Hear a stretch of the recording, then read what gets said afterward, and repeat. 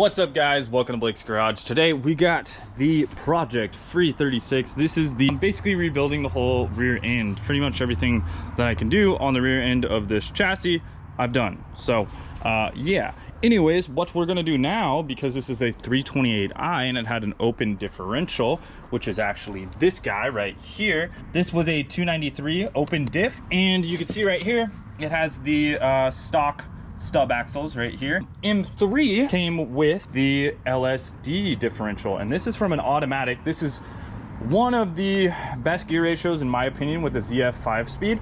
This is the 338 LSD, and one thing we do have on here though is the M3 axle stub. So these are kind of a coveted item, so I'm gonna hold on to these for if and when I break an axle. Then I'll just upgrade to M3 axles and I'll just use these axle stubs. So I'll go ahead and throw those in that diff. These are the 90 durometer. RevShift makes some of the best bushings in my opinion. They are really nice, very high quality. You can see here's the stock rubber ones. You can see all this, look at that deflection right there. Now these are old, obviously. You will get a little bit more NVH, noise, vibration, harshness with these guys. They do make more of a stock style setup if you do want to go with a softer durometer. That way you don't get as much noise, harshness, and a vibration. But one more thing that I'm going to do is change the diff fluid in here. I'm going to be using this Redline diff fluid because this does have a limited slip. You want to make sure any fluid you use is for limited slip differentials right there. As far as the seals go on this thing, it looks pretty clean, so I'm not going to worry about it right now. If it starts leaking or I start noticing it get moist or whatever, we will go ahead and change some stuff. But for now, everything looks pretty good in my opinion. Got a drain down below. Go ahead and hit this real quick. Boom. All right, actually that diff fluid looks really clean. Now it stinks, but it actually looks pretty dang clean. It does look like some almost like red fluid, if you will. Maybe they used Redline before, not sure. But it stinks obviously, but I don't see anything really gross in it, so that is actually a good sign. That means this must have came from a pretty decently maintained car. This guy right here, this little washer, if you will, there is a new style. You can use the old crush ring. You usually want to replace these. They do have this newer style here, see, with the built-in O-ring. So we're gonna try to use that, as long as that was one I had chilling. I'm pretty sure it's the same size. I had that from my E30.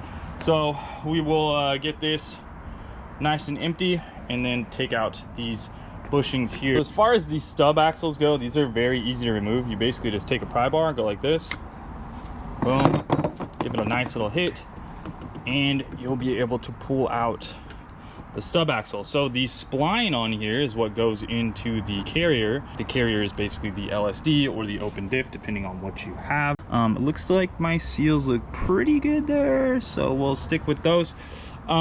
If you do notice like an excessive amount of grease right around this area, you definitely want to replace those outer seals. That's one stub axle. I just go down to this, and yeah, this is kind of a downgrade, if you will, what I'm doing here. And I'm okay with it because then I don't have to buy new axles. If we do have to buy new axles, you know, then it'll be something. But let me show you the difference here. The 328 or the 325i or whatever you got your diff from, these are smaller, right? So basically, in essence, the axles themselves are smaller, but you know, I'm not really going to worry about it because that's mostly with an increased power sort of thing and all that. And this car does not have increased power. If you're drifting or something like that, it is a good upgrade to go with the M3 axles and axle stubs. But then again, like I said, it's a, you know, probably about another, I don't know, $400-500 bucks if you're buying new ones. We'll go ahead and swap these out real quick. Another thing people do on the lower cars is they'll put a spacer on here sometimes. We'll see how I do with that. We may need to put a spacer ring on there, I'm not sure. My car is not super low. It's more so when you're like really slammed, but it does help just with having the proper length. So we got this guy here. I know a bunch of people are gonna hit me up and be like, hey, you wanna sell those axle stubs? And no, I'm probably just gonna hang on to this diff, and who knows, we could weld it in the future or whatever we want to do. I couldn't find a long enough bolt. Well, actually I bought a long enough bolt to make these two go through, but I'm gonna give up on that idea. What I did is I went ahead and drilled this out. So let me show you guys real quick. I just took a drill bit and literally just went through all this rubber to get the inside out.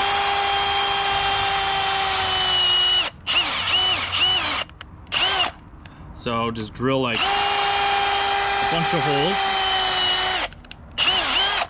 This is a lot easier with two hands, so I'll just do it with two hands in a second. But basically drill this all out, and then you can get the center out. And then all I did was actually just take a Sawzall, because once I can get in there, it's nice and straight. And I just cut this until it popped off. Boom, just came right out. Really, really easy. I did cut into it a little bit though. So that's one downside of that. You want to be careful, because these ears are already sort of kind of weak. So that does probably weaken it a little bit, but whatever. It's pretty quick to do it that way, so yeah, that's what I'm gonna do.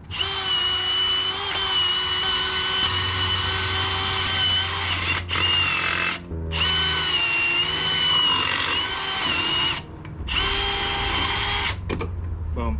All right, so that is pretty dang easy to do like that.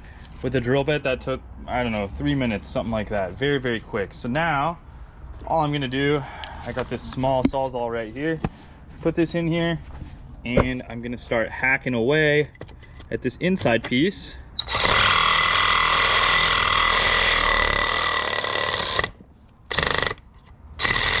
All right.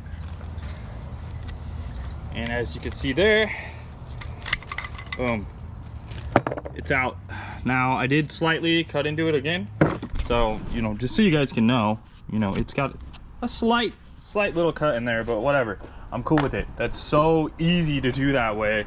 So much easier than taking this all off, resealing it up, in my opinion. So anyways, ooh, now you just want to go ahead and lube up the outside of the bushing. And what I like to do is just basically hit them in with a soft hammer, rubber hammer.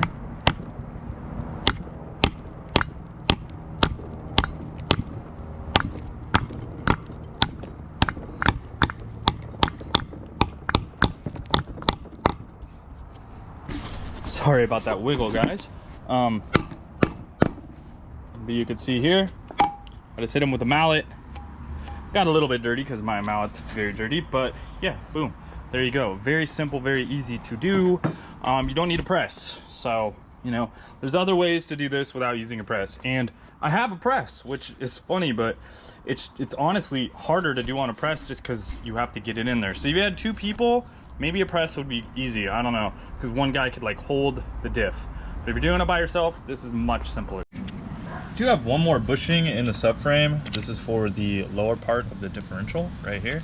So you can either press this in or pound this in. I think I'm just gonna go ahead and hammer this in real quick, and it'll be in its spot. Make sure it's kind of nice and clean, and it should be good to go.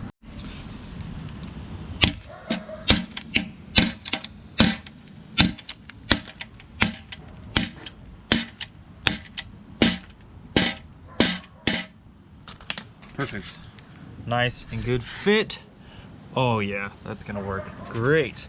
And it did come with new hardware, you see right here. So that does replace the bolt. Now, if you guys are doing drifting or something like that, it is actually a good idea to upgrade this hardware one size higher. Drill out this hole right here, and you're gonna want to drill and tap this hole right here to run a more heavy duty bolt. Just because this does get a lot of abuse and flex. So if you guys are planning on drifting or doing something like that, that is a good upgrade to do as well. Also, if you guys are drifters, go to the E36 M3 Output Stubs right here. These are 328i output shafts. These ones right here are M3 style. They're actually bigger. I'm gonna run the regular ones because lighter weight, because race cars. New RevShift 90 durometer bushings are in. We got the fluid in. We got the output shafts in. This diff is all ready to go now. So this now comes down to the moment of, do I install this subframe with the diff in it and all the components hooked up to it, or do I put it in like this because I'm scared of bending the bolts again, because I did actually bend my bolts taking it out. I had to buy new ones of these. It took like over a week to get. If you can kind of tell, this one's not that bad, but it is a little bit bent. So that basically goes into right there. Not that it wouldn't have worked again, but it's just one of those things, like I don't want that breaking or whatever. So this was the other bushing here. And then I did do those ones there as well. And yeah, I reinforced the rear sway bars and did basically all the things you want to do to the subframe while it's out. I also welded in reinforcement plates on the diff, so I'll have other videos on that as well. So yeah, let's get this stuff in. We're gonna go ahead and put the subframe back in the car. Probably gonna put this on a jack. That way I can bolt everything up, ideally, and slam it back into the vehicle all in one piece. That's my hope anyways. It does get very heavy that way, so that's the only downside to this. You can put it in piece by piece, but I'm hoping this way will be a little bit easier. So just moving this around. All right, you can see put the new diff bolts in. Looks good. Like I said, right after this, I'm gonna go ahead and throw the differential on a jack, because it's only gonna get heavier from here on. Now, if you're drifting the vehicle, this guy right here, this bolt, not a bad idea to go up in size, because this can snap. This is a pretty common spot to break. If you're hearing banging drive shaft noises and things like that between shifts, chances are you broke this bolt right here. And the differential's flopping around. So okay, cool. That's kind of tight. I'll go ahead and torque those down and start with some other stuff. There is that diff ready to go in. Look at all those nice RevShift bushings. There they are, all right there and right there and there. Oh yeah, and then we got the R cabs, reinforcements, everything ready to go in. So the whole rear of this car is gonna be pretty much done with every single thing that I can do, minus like a reinforcement brace on here. That would be the one extra thing you could do on the rear diff. And that may happen down the line, who knows. But yeah, basically it'll be upgrading to better coilovers in the future. And then I have the front pretty dialed on this car. However, I have all the fancy new goodies as well that we're going to be doing coming up soon. So make sure to subscribe, guys, and you guys will see all of those cool bits. An FYI, you do have to connect up your like upper control arm and camber arm and all of that stuff before you put in the diff. If you don't, you can't get to these particular bolts right here because it's blocked by this area of the differential. So yep, I'm gonna go ahead and bolt all that stuff up, bolt the diff in, and then we'll try to slap this thing underneath the car. So I'm putting my new camber arms down below and then trying to get these bolts all lined up. A good way to do this is if you get it in the general area, you can use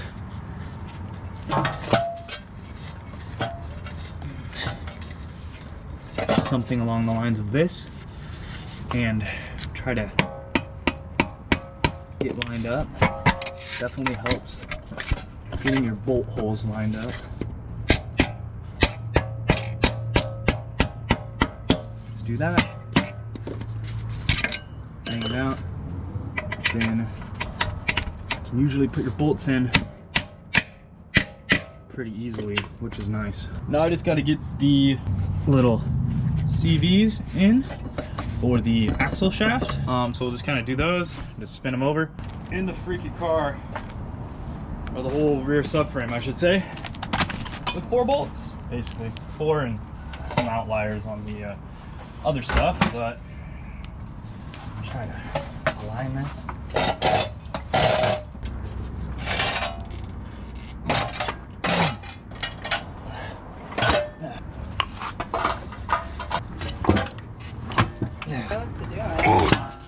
All right, so we got our subframe bolted in. These guys here, those guys there.